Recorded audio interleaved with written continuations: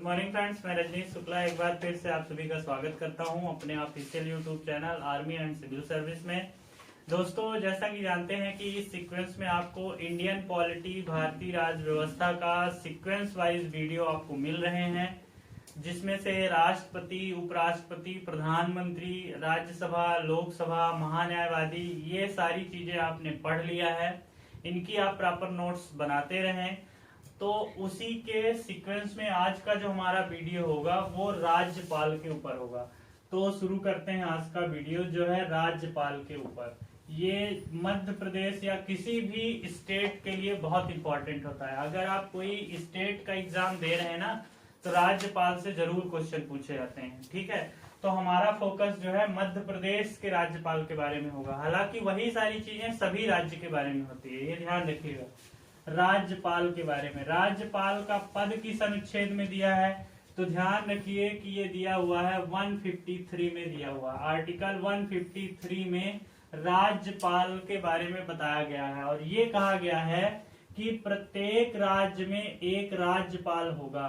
प्रत्येक राज्य में एक राज्यपाल होगा, एक राज्यपाल होगा, ये ध्यान रखना है, राज्यपाल होगा। ठीक है, लेकिन जम्मू कश्मीर को छोड़ करके अब 370 हट गया है ना, तो वो भी अब जुड़ जाएगा अपने इसमें। लेकिन हम 370 विशेष दर्जा प्राप्त राज्यों के ऊपर अलग से हमारा लेक्चर होगा, तो उस टाइम पे हम जम्मू कश्मीर के बारे में भी पढ़ेंगे। लेकिन अभी आपको ये ध्यान रखना है न कि जे एंड के को छोड़ करके, ठीक है, जे एंड के मतलब जम्मू एंड कश्मीर को छोड़ करके, ठीक है, तो प्रत्येक राज्य में एक राज्यपाल होता है। ठीक है, लेकिन एक संविधान संशोधन करके जो है ये कह दिया गया कि एक राज्यपाल तो एक राज्य का होगा, लेकिन दूसरे राज्य का अतिरिक्त प्रभार भी रहेगा। ध्यान रखिएगा, वो अतिरिक्त प्रभार पर भी हो सकता है। मूल संविधान में इतना बस लिखा हुआ है, ठीक है ना, कि प्रत्येक राज्य में एक राज्यपाल होगा। लेकिन संविधान में संशोधन करके अब ये भी कह दिया गया है कि एक राज्यपाल एक या एक से अधिक राज्यों का भी अतिरिक्त प्रभार में रह सकता है। ठीक है, जैसे आनंदीबेन पटेल इस समय मध्य प्रदेश की हैं, फिर से महिला मुख्यमंत्री राज्यपाल, ठीक है, तो वो उनके अंदर जो है तो उत्तर प्रदेश का भी अतिरिक्त प्रभार है। ध्यान रखिए, इसके बारे में हम विशेष रूप से डिटेल में चर्चा करेंगे। तो अतिरिक्त प्रभार में भी रह सकता है, याद रखिएगा, अतिरिक्त प्रभार में भी, अतिरिक्त प्रभार भी उसको मिल सकता है, प्रभार में रह सकता है। ठीक है, रह सकता है। अब राज्यपाल की परिभाषा क्या दी गई है, ये राज्य विधान मंडल का जो है प्रधान होता है। जैसे राष्ट्रपति केंद्र में प्रधान होता है ना, उसी तरह से राज्य विधान मंडल में, राज्य विधान मंडल के कार्यपालिका के अंतर्गत, ठीक है, कार्यपालिका के अंतर्गत ये क्या होता है, प्रधान होता है। ठीक है, प्रमुख होता है, प्रधान होता है। ठीक है, ये ध्यान रखिए। अच्छा, इस समय जो वर्तमान में राज्यपाल की जो वेतन है ना, तो पहले वो 10,000 थी, फिर बढ़ाते बढ़ाते अभी वर्तमान में आपको ध्यान रखना है तो 3.5 लाख रुपीज है। ठीक है, याद रखिएगा, एक अधिनियम लाया गया था, उसके तहत बढ़ा दिया गया है, 3.5 लाख रुपए उसकी पेमेंट है। लेकिन जब वो दूसरे राज्य के अतिरिक्त प्रभार में रहता है ना, तो उस राज्य का भी उसको मिलता है, ध्यान रखिएगा। और जब अतिरिक्त प्रभार में रहता है तो वो राज्य सरकार देती है इसको। ठीक है, वैसे इसका जो वेतन होता है ना, संचित निधि से निकाला जाता है। ये सब कुछ ध्यान रखिएगा, संचित निधि से जो है तो निकाला जाता है। ठीक है, संचित निधि से इसको वेतन दिया जाता है। दो तरह की निधियां होती हैं, संचित निधि होती है और आकस्मिक निधि होती है, वो अपन बाद में देखेंगे। अब देखिए कि राज्यपाल जो होता है ना, तो राज्यपाल की योग्यताएं क्या होनी चाहिए, ये आप पहले समझ लीजिए, फिर इसकी शक्तियों को देखेंगे, इसके कार्य को देखेंगे। तो राज्यपाल की जो योग्यता होती है वो ये होती है कि वो 35 ईयर या मतलब 35 वर्ष की आयु पूर्ण कर लिया हो। पहली चीज तो ये है, आयु पूर्ण कर लिया हो। दूसरी चीज ये होती है कि वो राज्य विधान सभाओं में या राज्य विधान मंडल का सदस्य चुना जाने योग्य होना चाहिए। ठीक है, राज्य का जो विधान मंडल है वो विधान मंडल में सदस्य चुना जाने योग्य हो, सदस्य चुना जाने योग्य हो। ठीक है, चुना जाने योग्य हो, चुना जाने योग्य हो। ठीक है, ये आपको ध्यान रखना है। तीसरी चीज ये ध्यान रखना है कि वो कोई लाभ के पद पर ना हो, लाभ के पद पर वो ना हो, पद पर ना रहे। ठीक है, नेक्स्ट जो होता है वो भारत का नागरिक होना चाहिए। याद रखिए, भारत का नागरिक होना चाहिए, भारत का नागरिक होना चाहिए, होना चाहिए। ठीक है, ये आपको ध्यान रखना है। अच्छा, जो राज्यपाल के बारे में कहा गया है कि सोने के पिंजरे में बंद पंछी है, किसने कहा था? तो सरोजिनी नायडू ने कहा था, सोने के पिंजरे में बंद पंछी है। ठीक है, बंद जो है ना, ये क्या है? पंछी है। किसने कहा था इसको? तो सरोजिनी नायडू ने कहा था। ये बहुत पूछा जाता है। सरोजिनी नायडू जानते हैं ना, ये पहली महिला राज्यपाल हैं, सरोजिनी नायडू थी। सरोजिनी नायडू ने ये बात कहा था। उन्होंने क्यों कहा था वो आगे अपन बताएंगे। ठीक है ना, क्यों कहा था। अब ये ध्यान रखिए कि मध्य प्रदेश की पहली महिला, मध्य प्रदेश अपन पढ़ रहे हैं ना, तो मध्य प्रदेश की पहली महिला राज्यपाल कौन है? तो सरला ग्रेवाल थी। याद रखिएगा, सरला ग्रेवाल थी पहली महिला। दूसरी महिला कौन है? तो आनंदीबेन पटेल है। ये सब पूछे जाते हैं। आनंदीबेन पटेल है, ध्यान रखिएगा, बीजेपी की, ये मुख्यमंत्री भी थी गुजरात की। ठीक है, और मध्य प्रदेश के पहले राज्यपाल कौन है? तो पट्टाभी सीतारमैया है। ठीक है, पट्टाभी सीतारमैया थे। ठीक है, ये तो आप जानते ही होंगे। मध्य प्रदेश में राज्यपाल के रूप में सबसे लंबा कार्यकाल किसका था? तो पटास्कर का था, पटास्कर का था। ठीक है, पटास्कार या पटास्कर का था। सबसे छोटा कार्यकाल मध्य प्रदेश में किसका था? तो पीवी दीक्षित का था। याद रखिएगा, पीवी दीक्षित का जो है ना सबसे छोटा कार्यकाल था, दीक्षित का सबसे छोटा कार्यकाल था। ठीक है, ये आपको इतना मध्य प्रदेश के बारे में भी मैं बता देता हूँ। और भारत की पूछे कि पहली महिला कौन सी थी? तो सरोजिनी नायडू थी। याद रखिएगा, कहाँ की थी? तो उत्तर प्रदेश की थी। खैर, ये जानने की जरूरत नहीं है, बस इतना जानिए कि ये कथन किसने कहा था और भारत की प्रथम महिला राज्यपाल कौन है? तो ये है। मध्य प्रदेश के बारे में ये मैंने बता दिया, तो ये विशेष रूप से नोट करके रखिएगा। योग्यताएं आप जानते हैं, वही कॉमन है। आयु बस आपको याद रखना है, और राज्य विधानमंडल में सदस्य चुने जाने की योग्यता। बाकी तो लाभ के पद पर ना हो तो सभी के लिए है। भारत का नागरिक होना चाहिए, लगभग सभी के लिए है।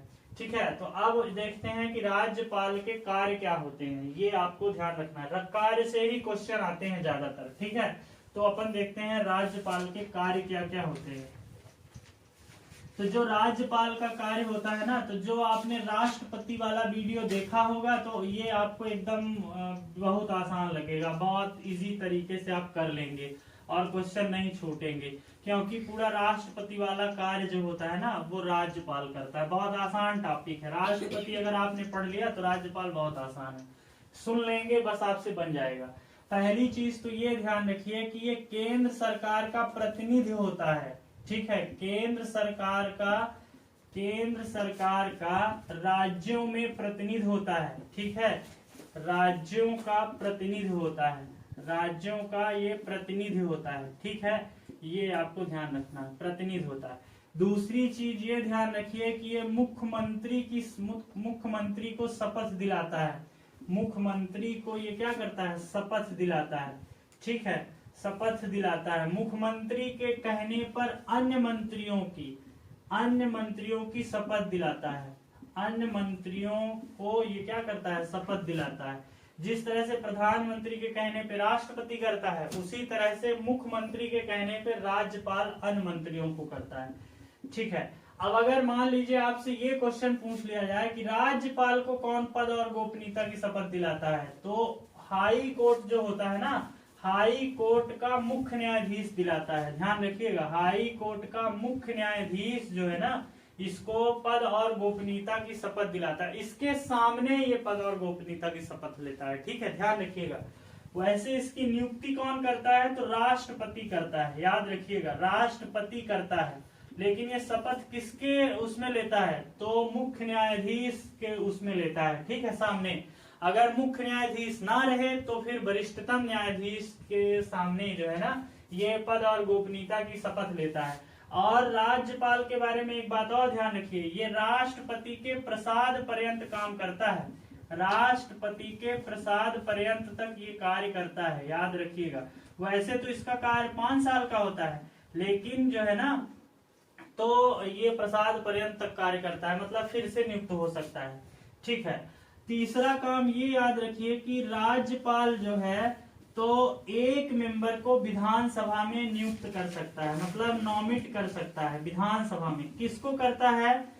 आंग्ल इंडियन जो होते हैं ना, आंग्ल इंडियन के लोगों को अगर राज्यपाल को लगता है कि विधानसभा में मतलब पूर्ण रूप से उनका प्रतिनिधित्व तो नहीं हुआ है, तो राज्यपाल एक मेंबर को जो आंग्ल इंडियन हो ना उसकी नॉमिनेशन कर सकता है। ठीक है।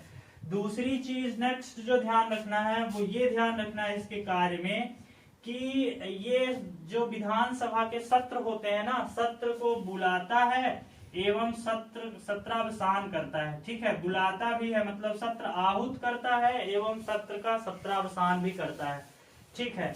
और नेक्स्ट चीज आप ध्यान रखिए, नेक्स्ट चीज ये होती है कि धन विधेयक, राज्य में भी धन विधेयक होगा तो राज्य के धन विधेयक में राज्यपाल के पास कोई अधिकार नहीं होता है। जैसे राष्ट्रपति के संबंध में होता है ना, उसी तरह से इसमें भी होता है। ठीक है। इसकी कुछ विशेषाधिकार भी होते हैं, राज्यपाल के कुछ विशेषाधिकार होते हैं। तो इस चीज को आपने समझ लिया होगा, क्योंकि राष्ट्रपति आपने पढ़ा है ना तो बड़ा आसान होगा, आप समझ जाएंगे कि अच्छा राज्य में ऐसा होता है। तो जितना जितना केंद्र में राष्ट्रपति करता है ना उतना ही सब कुछ राज्यपाल करता है। थोड़ा सा अंतर होता है, वो लास्ट में हम बता देंगे कि थोड़ा सा अंतर क्या होता है। तो बस इसको एक बार आप देख लीजिए, एक बार नोट्स बना लीजिए, मुझे यकीन है कि याद हो जाएगा। ठीक है। अब देख लेते हैं इसकी शक्तियां क्या क्या होती हैं, राज्यपाल की शक्तियां क्या होती है। तो राज्यपाल की कुछ शक्तियां स्पेशल होती हैं, ये मैं आपको बताता हूँ। ठीक है। राज्यपाल की पहली जो शक्ति होती है वो ये होती है कि देखिए ये क्या करता है कि जो यूनिवर्सिटी में कुलपति होते हैं ना, कुलपति होते हैं उनकी नियुक्ति कौन करता है? राज्यपाल करता है। ठीक है। ये ध्यान रखिएगा, इसमें क्वेश्चन बहुत पूछा जाता है कि विश्वविद्यालयों के कुलपतियों का हेड कौन होता है? तो राज्यपाल होता है। तो कुलपतियों की नियुक्ति करता है और क्या करता है, उप कुलपतियों की भी ये नियुक्ति करता है, उप कुलपतियों की भी ये क्या करता है, नियुक्त करता है। दूसरी बात ये ध्यान रखिए कि ये जो पीएससी होता है ना, पीएससी जो होता है इसके अध्यक्ष और इसके सदस्यों की नियुक्ति कौन करेगा? राज्यपाल करेगा। लेकिन इसमें एक चीज ध्यान रखिएगा, जो पीएससी का सदस्य होता है ना या अध्यक्ष, उसको राज्यपाल हटा नहीं सकता। हटाएगा कौन? हटाता जो है तो हाई कोर्ट का जो सीजेआई होता है ना, मतलब चीफ जस्टिस जो होता है, मुख्य न्यायाधीश जो होता है ना, वो हटा सकता है। ये जांच करता है, फिर राष्ट्रपति अपना हस्तक्षेप करता है, तब ये हटता है। ध्यान रखिएगा, ऐसे डायरेक्ट नहीं हट जाता है। और जो राज्य के महाधिवक्ता होते हैं ना, उसकी नियुक्ति कौन करता है? तो उसकी नियुक्ति भी कौन करता है? यही राज्यपाल करता है। ठीक है।